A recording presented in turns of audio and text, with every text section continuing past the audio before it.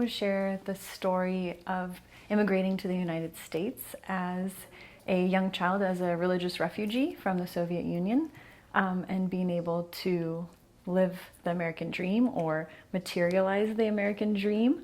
I haven't had a white picket fence yet, but I do have 2.5 kids and a dog, so it's been a beautiful journey. And after my divorce, I wanted to reinvent myself and give back to the community and empower women. And being a survivor of domestic violence and getting out of a marriage with that atmosphere, I want to give back to the community. And I feel like I could have not made it out, as so many women don't make it out. So being able to have an escape plan and being able to execute it and safely remove myself and my children from that situation gave me a new lease on life, as you could say. And actually I did a personal coaching session, and the question was, what is your goal in becoming a retreat coordinator? And I said, to elevate human consciousness. And she said, no, we're talking about financial goals.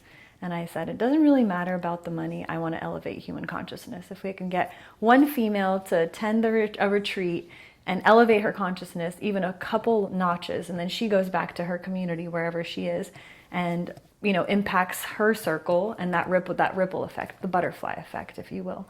So that's kind of what motivated me to capitalize on the fact that I have a new lease on life and I can assist women in raising their consciousness.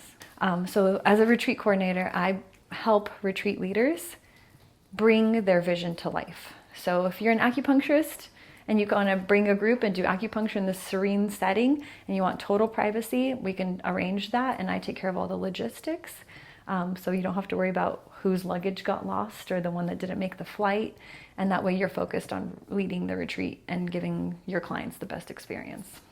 I think all the experiences in life make us who we are today. Hopefully more the good than the bad.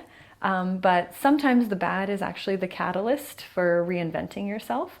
So I mentioned previously, being a survivor of domestic violence, and being able to decide that that's not what I wanted my children to grow up around, or to even decide that even though, religion and society have all the stigma about the D word, divorce word, that's what had to happen for my own safety, for my kids' safety, for not traumatizing them in the future witnessing events. So I made that decision, I made my exit plan, and then I executed.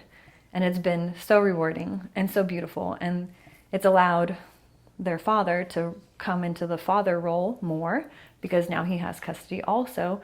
And it's allowed me the time to be a mother to them when I have them, but also to fill my cup when I don't have them. And I think so many moms get run down just in the mom grind day to day that they don't give themselves the opportunity to fill their cup, and they don't even know what brings them joy anymore. They're joyful being a mother, but what does make them actually joyful? So part of the retreat coordinator aspect is to be able to invite women to a space where it's what does fill your cup? Is it an ocean swim? Is it going to the waterfall? Is it sitting around a bonfire, sipping a cup of coffee in the morning and eating some fruit with some other women and talking about all the horrible things or all the wonderful things? If you are in a domestic violence situation, even if it's an abusive, verbally abusive, physically abusive, from a coworker, from a friend, from a spouse, from your parents, it doesn't really matter. If it's not serving your highest good, you need to make an exit strategy and get out. And the severity of the situation depends on the timeline.